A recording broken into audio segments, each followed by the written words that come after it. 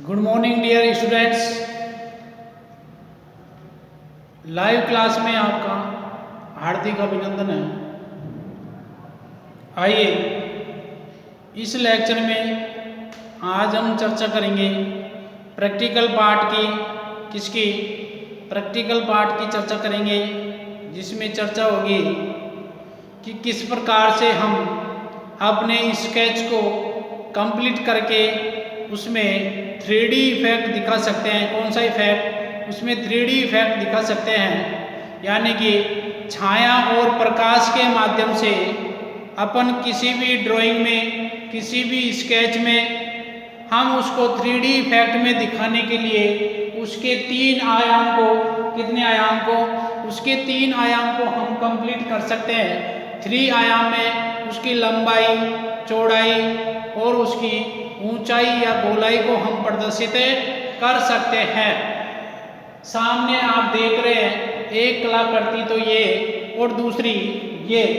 इन दो कलाकृतियों के माध्यम से मैंने आपको छाया और प्रकाश आदि का पूर्ण प्रभाव दिखाने के लिए इसे आपके सामने रखा है। तो सबसे पहले अपन चर्चा कर रहे हैं कि इसे ड्रॉ कैसे किया जाए।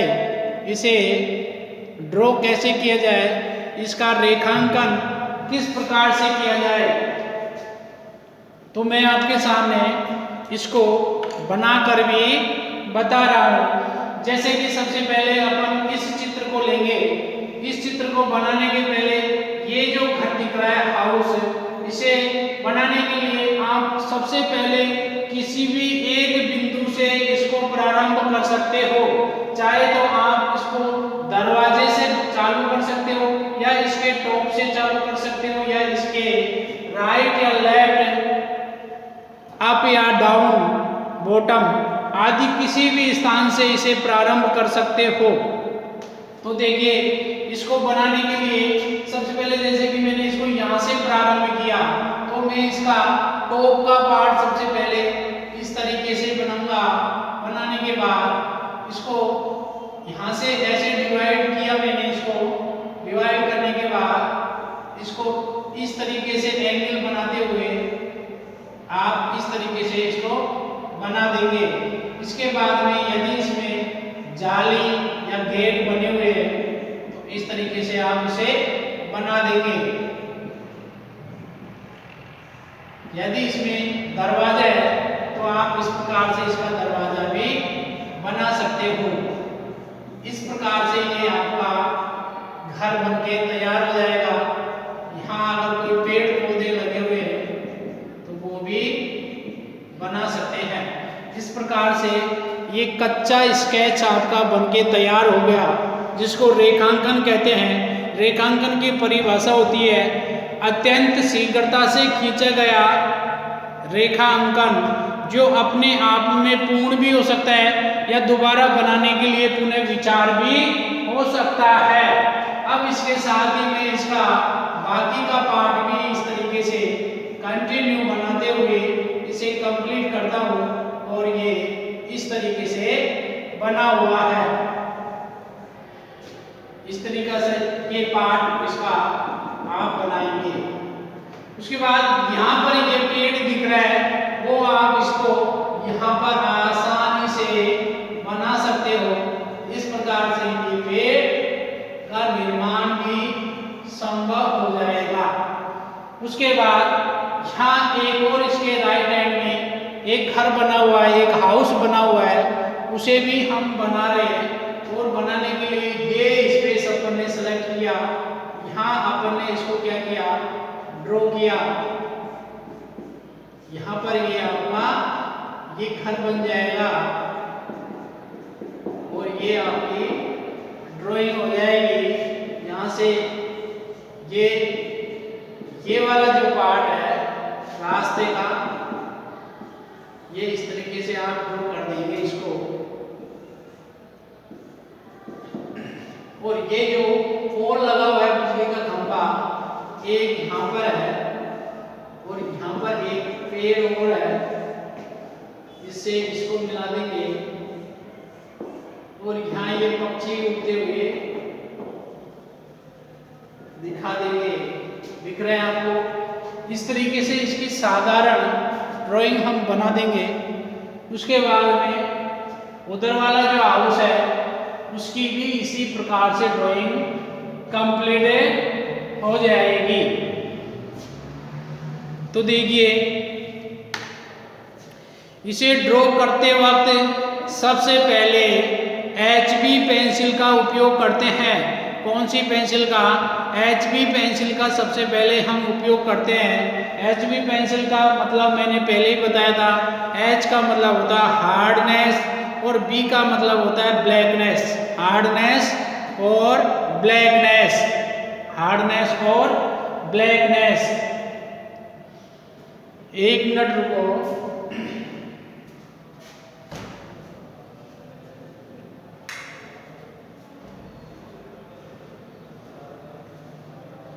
अब सही दिख रहा है या पहले सही दिख रहा था बताओ? अब सही दिख रहा है ना, या अंधेरा दिख रहा है?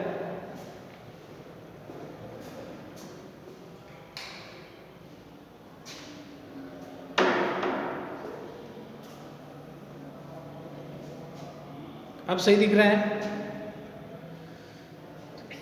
तो HB पेंसिल से सबसे पहले हम इसको ड्रॉ करेंगे। और ये जो चित्र दिख रहा है आपको, इसमें कहीं पर भी स्केल का उपयोग नहीं किया गया है। किसका उपयोग नहीं किया गया है? स्केल का उपयोग इसमें नहीं किया गया है। ये सीधा मैंने जो मार्कर पेन होता है, ये मार्कर पेन से इसे ड्रॉ किया है। आप मार्कर की जगह इसे HB पेंसिल से ड्रॉ करेंगे, क्योंकि मैंने इसका पेंसिल चलाने का 17 साल से मैं इसका कंटिन्यू अभ्यास कर रहा हूँ। अभी आपको कम समय हुआ है, आपका ये 5वां वर्ष है अभ्यास करते हुए। कक्षा 11th में यदि ड्राइंग थी आपके पास, 11th 12th और BA पार्ट फर्स्ट सेकंड और फाइनल में आप हो, तो आपके ये 5वां साल है। अभी मैं आपसे 12 वर्ष एडवांस चल रहा हूँ। इस कारण से मुझे अभी इसका अनुभव हो गया। आप लोगों से गलती हो सकती है, इसलिए आप डायरेक्ट कोई भी स्केच पेन या मार्कर से अभी नहीं करेंगे। जब आप परफेक्ट हो जाएं तब आसानी से कर सकते हो। अभी तो आपको पेंसिल से ड्रॉ करना है, ताकि आप उसे गलत होने पर आसानी से मिटा सकते हो। सबसे पहले इसको आप रेखांकन करेंगे। रेखांकन करने के बाद में उसके बाद वन साइड से इसमें शेडिंग करना प्रारंभ करेंगे। जब भी इसमें डार्कनेस और लाइटनेस की जाए, तब विशेष रूप से ध्यान रखेंगे आपके पास में एक कोई भी पेपर या कपड़ा होना चाहिए, ताकि आप जिस पार्ट में भी शेडिंग कर रहे हो उसके अलावा अदर पार्ट के ऊपर कहीं पर भी कुछ भी गंदा न हो, इसलिए उसको सावधानी पूर्वक हम उपयोग में लेंगे। और किसी भी टाइप से कॉटन हो चाहे कपड़ा हो, उससे आप अपनी उंगली के कॉटन या कपड़ा इस तरीके से लगा के इसको ऐसे घिसते हुए हम शेडिंग कर सकते हैं। उससे भी अपना जो शेडिंग का अर्थात ड्राइंग की भाषा में कहें तो छाया और प्रकाश का प्रभाव उत्पन्न किया जा सकता है। किसका? छाया और प्रकाश का प्रभाव उत्पन्न किया जा सकता है। तो यहाँ देखेंगे, अब इसमें इस पार्ट में लाइट है, ठीक है, इधर भी इस पार्ट में इधर लाइट है राइट हैंड की तरफ, इधर भी इसमें लाइट है, मतलब इसमें सफेद छोड़ दिया गया है इसको। इसका मतलब ये सूर्य की जो किरणें हैं वो सीधा प्रभाव डाल रही है इसके राइट हैंड की तरफ। और इस साइड से हमने इसको क्या किया, डार्क किया है, सारे पार्ट में डार्क है इधर से। इसका मतलब है इधर सूर्य की किरणें सीधी प्रभावित नहीं है। जिधर सूर्य की किरणें सीधी प्रभावित होती हैं उधर उसे लाइट कर दिया जाता है, अर्थात सफेद रख दिया जाता है। ये ब्लैक एंड व्हाइट पेंटिंग है या ड्राइंग कहेंगे, ब्लैक एंड व्हाइट है। और इसे एक ही कलर में अलग अलग प्रकार की तान को ध्यान में रखते हुए इसे बनाया गया, अर्थात इसे मोनोक्रोमी ड्राइंग कहेंगे। कौन सी ड्राइंग? मोनोक्रोमी ड्राइंग कहेंगे। और इसको बनाया है मैंने 3D इफेक्ट में। कौन से इफेक्ट में? 3D इफेक्ट में। 3D इफेक्ट में बनाने के लिए इसमें इसके 3 आयाम प्रभावित हुए हैं, लंबाई, चौड़ाई और इसकी गहराई या गोलाई। तो देखिए सबसे पहले HB पेंसिल से आप ड्रॉ करेंगे। ड्रॉ करने के बाद में इसमें आप शेडिंग लगाएंगे। शेडिंग लगाने का जो तरीका है वो एक बार आप सीखेंगे किस प्रकार से। ये आपकी सारी शेडिंग की पेंसिल है जिसमें 2B, 4B, 6B, 8B, 10B और ये आपकी HB पेंसिल है।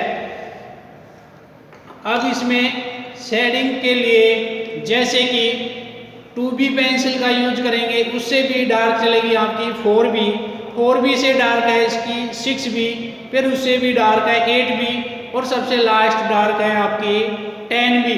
10B पेंसिल आपकी सबसे डार्क चलेगी और इसके अलावा सबसे मोटी चलेगी, क्योंकि 10B पेंसिल का जो आप आगे का कार्बन का नोक देख रहे हो ये कितना मोटा है, ये काफ़ी मोटा है। और ये है आपकी HB पेंसिल। इन दोनों में यही अंतर है कि इसकी लाइन बिल्कुल पतली सी आएगी HB पेंसिल की और 10B पेंसिल की इससे बहुत मोटी बनेगी। आप जैसे ही इन सभी पेंसिल को एक साथ करके और इस प्रकार से एक साथ में इनको पकड़ेंगे, सारी पेंसिल नीचे से टिकनी चाहिए और किसी भी खाली पेज पर या किसी भी दीवार पर यदि आप इसको एक साथ में चलाएंगे, ऐसे कि कैसे चलाएंगे, इस तरीके से एक साथ चलाएंगे तो आपको मालूम होगा कि कौन सी पेंसिल कितनी मोटी चलती है। या फिर आप एक पेपर पर लेकर सारी पेंसिल को चलाएंगे, जैसे कि आपने सबसे पहले HB पेंसिल को चलाया, HB पेंसिल की 10 लाइन डाल लो ऐसे और वहाँ लिख दो HB पेंसिल, HB लिख देंगे। उसके बाद में नंबर आता है 2B का, 2B की 10 लाइन बनाओ और उसके बाद में देखो HB और 2B में क्या अंतर हुआ और वहाँ 2B लिख देंगे। इस प्रकार से 4B, 6B, 8B and 10B pencil से आप लाइन खींचेंगे और देखेंगे हर पेंसिल का अलग अलग इफेक्ट हमें तैयार हुआ, प्राप्त होगा। ये तो थी लाइन की बात। और अब बात करते हैं इनकी शेडिंग की। एक खाली पेज पर आप क्या करेंगे, इनसे शेडिंग करेंगे, यानी कि इस पेंसिल को जब इसे शेडिंग करते हैं तो किस प्रकार से इसे पकड़नी चाहिए, ये बात भी बहुत महत्वपूर्ण जानकारी है। तो देखिए ड्रॉ करने के लिए हम पेंसिल को इस प्रकार से पकड़ सकते हैं, यानी अपने अंगूठे और जो पहली उंगली है इस दोनों के बीच में पकड़ेंगे इसको, ये पेंसिल यहाँ पर रहेगी। और जब इस पेंसिल से अपन लिखते हैं तो ये 45 डिग्री के कोण पर, यानी कि 45 डिग्री के कोण पर ये रहती है पेंसिल इस तरीके से। और यदि बिल्कुल ऐसे सीधा करके लिखेंगे तो ये 90 डिग्री, लेकिन ऐसे नहीं लिखा जा सकता। इसे 45 डिग्री के कोण पर, चाहे वो पेंसिल हो चाहे पेन हो, इसको 45 डिग्री के कोण पर पकड़ी जाती है। लेकिन जब शेडिंग करेंगे, शेडिंग देने के लिए हम इसको पहले जैसी स्थिति में नहीं पकड़ेंगे। इसको पकड़ने का तरीका यही है, इस प्रकार से पेंसिल को रखो पहले और उसको इस तरीके से सीधा चिमटी से अपन कोई चीज़ उठाते हैं तो अपने ये फर्स्ट वाली उंगली और ये अंगूठा इसको चिमटी नुमा बनाओ और ऐसे बनाने के बाद में धीरे धीरे इस तरीके से इसके पास में ले जाएंगे और इसको ऐसे पकड़ लेंगे। ठीक है, ऐसे पकड़ने के बाद में इसको केवल 15 डिग्री के कोण पर, पहले अपन पकड़ रहे थे 45 डिग्री के कोण पर, अब इसको 15 डिग्री के कोण पर ले जाकर इस तरीके से पकड़ेंगे और फिर अपन इसकी इस तरीके से शेडिंग करेंगे। जहां पर हमें डार्क इफेक्ट दिखाना है वहां पर इस पेंसिल के ऊपर हम प्रेशर अधिक रखेंगे और जिस पार्ट पर हमें लाइट दिखाना है या गहराई से हल्के की तरफ हम जाएंगे तो अपने हाथ का जो प्रेशर है उसको भी हम कम कर देंगे, क्योंकि ये पेंसिल तो सभी जगह एक समान चलेगी, लेकिन लाइट साइड में और डार्क साइड में हमें अपने हाथ से लगने वाले प्रेशर को कम ज़्यादा करना पड़ेगा, तभी ये पेंसिल अपना इफेक्ट दिखाएगी। नहीं तो ये पेंसिल तो सभी जगह बराबर चलेगी, क्योंकि इसमें ऐसा कोई भी पार्ट नहीं है जहाँ पर ये हल्की चले और गहरी चले। पेंसिल तो अपने अनुसार चलेगी, लेकिन इसे यूज अपने स्वयं कलाकार के अनुसार करना चाहिए। आप कला के विद्यार्थी हो, इसलिए आपको कलाकार कहना उचित है। तो इसको 15 डिग्री के कोण बनाते हुए इसे हम इस प्रकार की इसकी शेडिंग करेंगे। सबसे पहले हम इसको डार्क से लाइट की तरफ भी ला सकते हैं या लाइट से हम डार्क की तरफ भी जा सकते हैं, क्योंकि कला के अंदर कलाकार को बांधा नहीं जा सकता है, वो अपनी स्वयं की इच्छा से कर सकता है। लेकिन फिर भी कला के अंदर कला के तत्व विद्यमान होते हैं, कला के संयोजन होते हैं, सिद्धांत होते हैं, प्रिंसिपल ऑफ आर्ट जिनका हमें ध्यान रखना पड़ता है। कला में भी अनुपात होता है, इसमें भी परमा होती है, अर्थात इसमें भी कलर नॉलेज का ध्यान रखना पड़ता है, अनुपात का, बैलेंस का, परिप्रेक्ष्य का, पर्सपेक्टिव जिसको बोलते हैं इंग्लिश में, उन सभी का हमें ध्यान रखना पड़ता है, क्योंकि बिना अनुभव के, बिना आइडिया के कोई भी चीज परफेक्ट नहीं बन सकती है। तो चलिए चर्चा करते हैं और आगे शेडिंग की।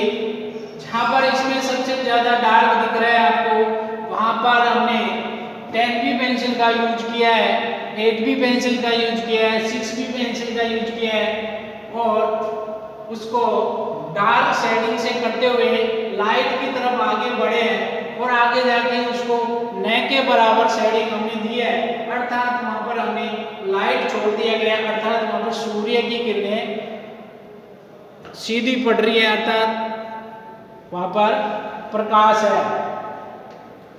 इधर वाली ड्राइंग में भी आप देख रहे हैं, इस वाले पार्ट में लाइट दिख रही है आपको, और उससे आगे डार्क दिख रहा है, कहीं पर लाइट कहीं पर डार्क, यानी कि इसमें भी छाया प्रकाश का पूर्ण ध्यान रखा गया है, क्योंकि ये ब्लैक एंड व्हाइट या शेडिंग से बनी हुई 3D ड्राइंग है, तो इसमें छाया प्रकाश का पूरा प्रभाव है। इसमें छाया प्रकाश शब्द बार बार उपयोग में अवश्य होगा आपको समझाने के लिए। अब देखिए यहाँ पर मैंने इसको, यहाँ एक नदी बहते हुए दर्शाया गया है, इधर नीचे नदी का पानी है, और नदी के प्रभाव से जो आसपास का जो नदी का तट होता है वो कट जाता है, वहां से मिट्टी कट कर आगे बढ़ जाती है, तो उस वाले पार्ट में मैंने इसमें दर्शाया गया है। आप भी इस प्रकार से आपकी नोटबुक में, स्केच बुक में या किसी भी पेपर के ऊपर किसी भी टाइप से कोई भी स्केच बनाकर उसको 2D और 3D में बनाकर अवश्य देखें। इससे क्या है कि आपका अभ्यास होगा, और यदि आप कला के विद्यार्थी हैं तो आपको आज ही ये प्रयोग करके देखना चाहिए। यदि आपके पास में शेडिंग वाली पेंसिल नहीं है, कोई बात नहीं, आप इसे HB पेंसिल, जो नटराज की HB पेंसिल तो आपके सभी के पास में होगी, या जो छोटे कक्षाओं में पढ़ने वाले विद्यार्थी हैं उनके पास में तो ये पेंसिल अवश्य होगी, उनसे सहायता लेकर आप प्रारंभ करेंगे इसे बनाना। यदि वो भी नहीं है तो आपके पास बॉल पेन होगा, बॉल पेन से भी आप बड़ी सतर्कता के साथ में इसको ड्रॉ कर सकते हो। और दूसरा तरीका ये है, वो तरीका आर्टिस्टिक नहीं है, वैसे काम चलाओ तरीका एक और बताऊं।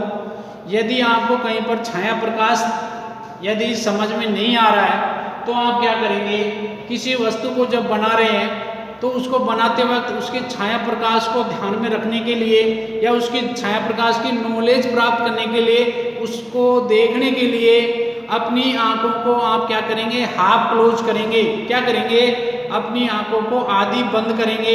आधी बंद करने के बाद में आप उस वस्तु को 30 सेकंड तक कंटिन्यू देखेंगे। उससे आपको उसकी रूपरेखा के बारे में पता चलेगा और उसमें कहाँ पर डार्कनेस है, कहाँ पर लाइटनेस है, इस सब का आपको मालूम चल जाएगा।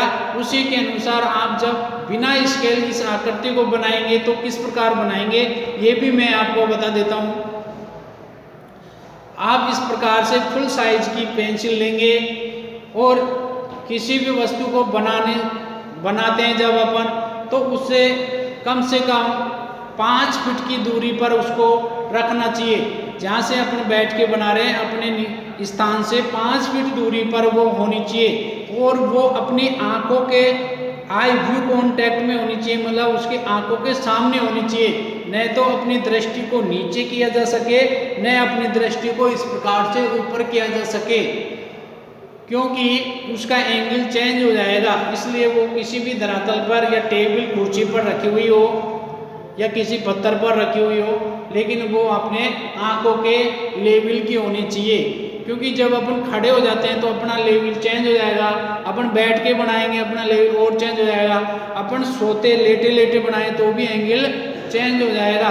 इसलिए वस्तु को सबसे पहले अपने आई लेवल पे रखनी चाहिए उसको, तब उसे ड्रॉ करना चाहिए। और जो पार्ट अपन को दिख रहा है उसी को ही हमें बनाना चाहिए। कोई बैक साइड का कोई पार्ट है, यदि हम उसे बनाना चाह रहे हैं लेकिन वो हमें दिख ही नहीं रहा, तो जो पार्ट हमें दिखता है उसको ही बनाना चाहिए। क्योंकि ये विजुअल आर्ट का पार्ट है। विजुअल आर्ट में जो चीज़ दिखती है, जो दृश्य हमें दिखता है उसे ही ड्रॉ किया जाता है। और रही बात कल्पनाओं की, कि जो काल्पनिक चित्र होते हैं कंपोजिशन, उसमें कलाकार अपनी मानसिक कल्पनाओं के अनुसार बनाता है। लेकिन जब रियलिस्टिक कोई भी कार्य हम करते हैं तो उसमें जो दिखता है वही हम बनाते हैं। और जो मॉडर्न आर्ट होती है, मॉडर्न आर्ट का मतलब आप अपने कल्पनाओं से, अपने भावों से, अपने मनपसंद के रंगों से, अपनी मनपसंद की लाइनों से कोई भी कलाकृति यदि आप बनाए जिसके बारे में आप कुछ शब्दों में उसका वर्णन कर सके या लिख सके, तो वही क्या है, मॉडर्न आर्ट है। साधारण भाषा में है, जो आर्ट समझ में नहीं आए तो वो क्या है, अमूर्त कला है, मॉडर्न आर्ट है, आधुनिक कला है।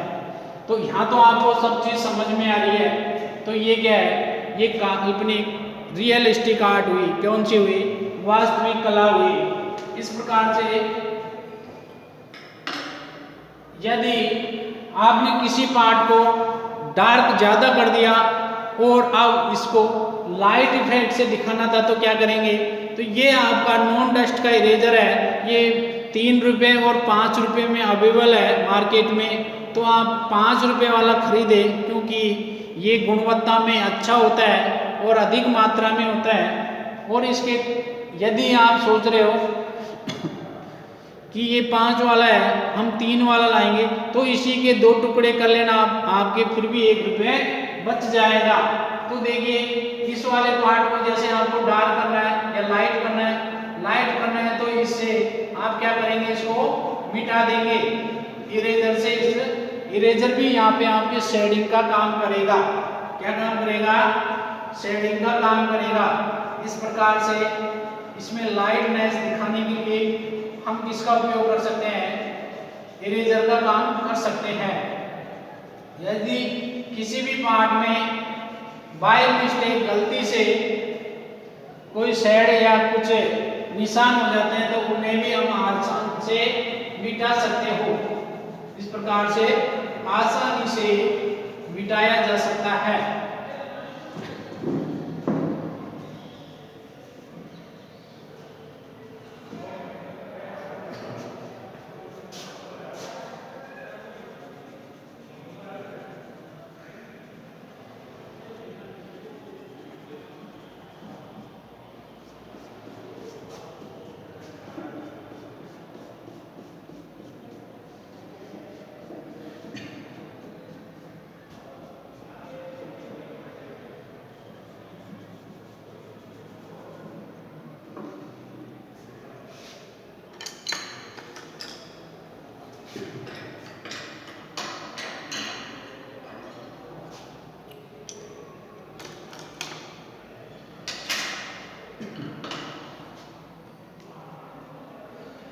अब मैं आपको थोड़ा नज़दीक से इसको और दिखा देता हूँ ताकि आपको और अच्छा समझ में आ जाए।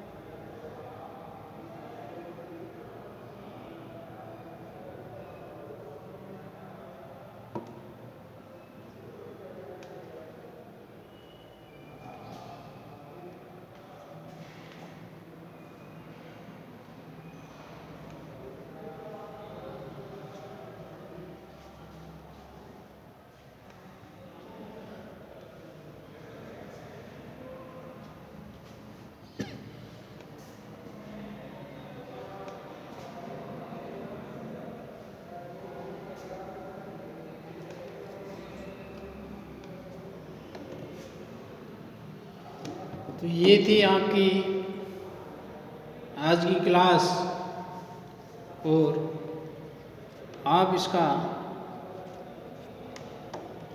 स्क्रीनशॉट ले सकते हो इस ड्राइंग का।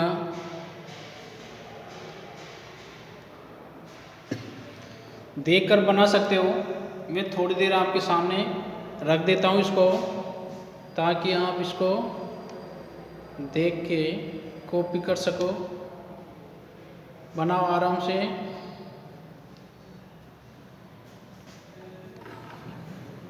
बना लो।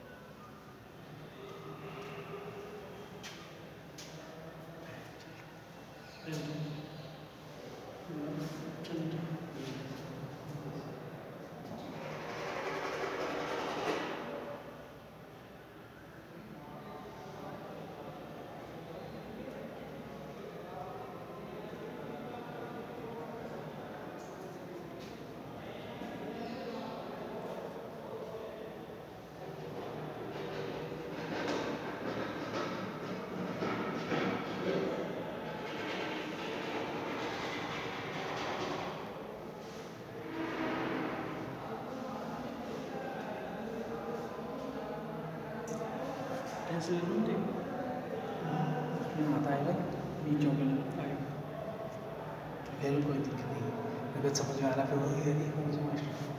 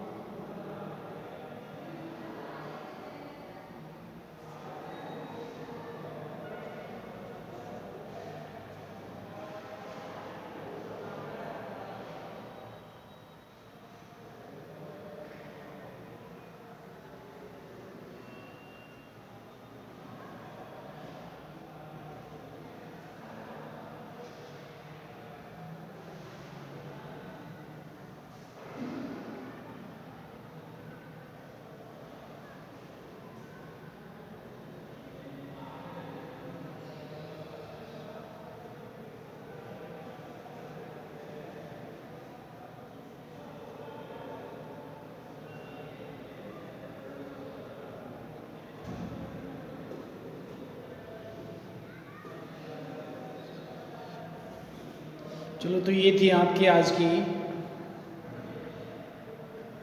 3D ड्राइंग की क्लास। बाकी की चर्चा अपन करेंगे नेक्स्ट लेक्चर में। तब तक के लिए जय हिंद, जय भारत, भारत माता की जय हो।